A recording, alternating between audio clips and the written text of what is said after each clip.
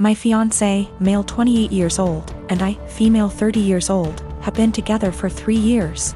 I used to live close to work and used public transportation, but after I moved into his house, which is hours away from work, I bought myself a car since I'm a nurse, and also since there isn't any hospitals close to where we live that I could transfer to.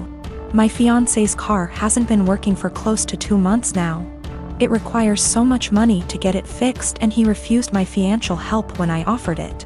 Instead, he would ask to use my car every now and then, and I agreed as long as it's when I'm not working, and also, since he only uses it for trips to the supermarket, etc.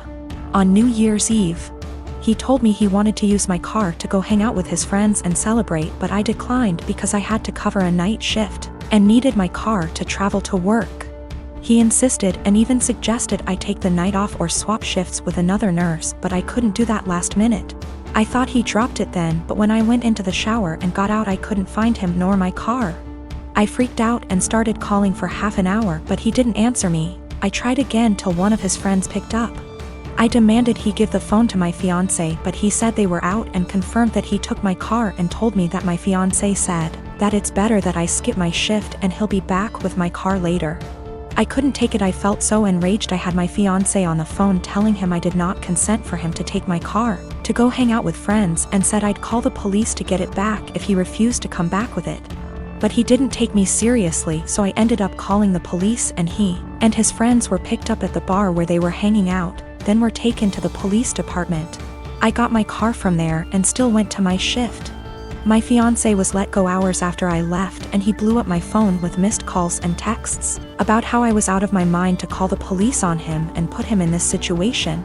I did not respond, but when I got off work the next day, we got into an argument, and he said he couldn't believe I'd do this to him, but I told him he made me do this, to which he responded that I was petty and callous because not only did I ruin his New Year's celebration, but all his friends aren't speaking to him after I put them in this situation as well, and he then kept giving me silence about it. I did consider this a form of theft, especially since he went behind my back after getting a no from me. But he was shocked that I'd even imply that he was a thief and said what's yours is mine and vice versa, so I shouldn't be using the terms theft and stealing. This happened during this weekend, me being in my early 30s and my GF in her late 20s. I was invited to a wedding ceremony of a colleague and could bring someone with me. I asked my girlfriend that I've been dating for a year if she would like to join me, and she was really happy because she apparently loves weddings. Since we don't live together, I drove to pick her up so we'd have some time to spare before the ceremony. As she comes out, she looks really beautiful and has obviously put in time to fix her hair and makeup. She's also wearing an off-white dress that was rather ornate. As she got in, I told her that she looked stunning, but I asked if she could change to a different colored dress for the ceremony. I'm not one for etiquette by far, but one of the few things I have heard everywhere is that you should not wear a white dress to a wedding unless you're the bride. She became pretty upset and wanted to know what was wrong with her dress. I said that it would be inappropriate to wear a white or off-white dress unless you're the bride, and that it's like wedding law or something. Trying to be light-hearted about it, she rolled her eyes and said that it was an outdated tradition about women and virginity, and that when her friends got married everyone wore white, and that it's not a big thing anymore. I told her that I don't know what the dress code is for this ceremony, but since it's not saying all white clothes, I still thought she should change to another color, but white or almost white, because my colleague was getting married and we had no idea how she felt about it. My GF became really upset and told me that I was trying to control what she was wearing and that it was abusive, which honestly made me really upset and hurt. I said something along the lines of, well, you shouldn't go to a wedding with an abuser then, and then I told her to off out of my car. She began to cry and wanted to apologize and give me a hug, but I just told her to get out, which she did. To clarify, we never left the driveway by her home. I did not drop her off in the middle of nowhere or anything like that. I drove off and she called and texted me a bunch. I answered, I don't want to talk right now, and then turned my phone off and attended the ceremony. The bride was the only one that was wearing white, so I feel as if my gut feeling was the right one.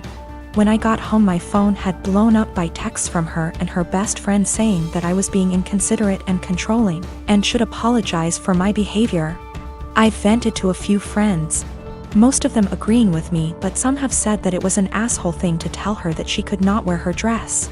Because it had nothing to do with me. I feel as if I was in the right since it was my colleague's wedding and it was better to be safe than sorry. But I'm also not sure if I was being an asshole about the situation.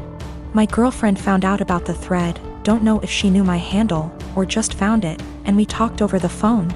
She apologized and I apologized, and it was a pretty good talk. She asked if she could come over, and I said no and that it would be best for us to go our separate ways. She got upset and asked why I wouldn't even try to work it out. I basically just said good. Bye. And then she said my was small, which actually made me laugh after what had been a pretty mature conversation, and then she hung up. I'm pretty sad about it. She really made me feel happy. I was hurt, but if she did think I was being abusive, it would be the right thing to do. And if she did not think I was being abusive and said it anyways, I would not want to be with her. So anyways, I think things worked out for the best for us both. I am a 33 years old female, and I have had fertility issues for the past couple of years with my husband. He's 35. We went through with consultations, and while we had very promising results for treatment, the cost did give us pause. It wasn't that we couldn't afford it, we just weren't at the point yet where we were willing to pay. I discussed it with my husband and we were both fine with the idea of adopting. My cousin Tiffany, woman 25 years old, is adopted and she supported our choice in looking into it. However, this was a couple of years back, and during that time Tiffany was reunited with her birth parents, and she's been acting pretty hurtful to my aunt and uncle since then. She keeps making posts about how happy she is to know where she comes from and is happy about being reunited with her real family. She even talked about having her birth father walk her down the aisle as a chance to make up for lost time. Obviously my uncle was very hurt about this, but when he voiced it, Tiffany got defensive. She called my uncle selfish, how this was about her, and that he knew what he signed up for when raising someone else's kid. Before the pandemic, Tiffany moved closer to where her bio mother lived so they could make up for lost time. And Tiffany kept making post after post about all the fun she was having meeting relatives. And how she called / video chatted with each of her bio parents multiple times a week. Meanwhile, she barely texted back my uncle and aunt once a month. I could tell how heartbroken my aunt and uncle were, but tried to give Tiffany her space, and the few times they said anything she accused them of being selfish and unsupportive. I think the biggest thing that broke them was when Tiffany promised to come by for my aunt's birthday and was even given the money to travel to them, but then never showed up. She called literally the day before to say that her bio mom had an emergency so she wasn't going to make it, but didn't give back the money. I am completely disgusted by Tiffany's behavior, and while I haven't completely ruled out adoption entirely, I did want to give medical-assisted conception a try. My husband supported this, and we are now currently expecting. After we made our announcement, Tiffany messaged me asking why I would spend thousands on creating a child, when I could help one who already existed. I tried to play it off, but Tiffany kept pressing and calling me a bad person when there are so many children who desperately need a home, and overpopulation. It got to the point where she was pissing me off, and I just came clean and said that her behavior towards the people who loved and raised her was the reason. Tiffany got really upset, but I didn't care. However, her parents are now starting to say that I was wrong. My sister is 30, I am 22. 10 years ago, my sister had a miscarriage. Obviously, it was devastating for her and the whole family, and it took her a couple of years to fully heal from it.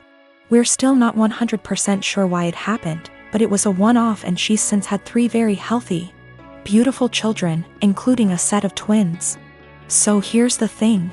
My sister and I don't really get on.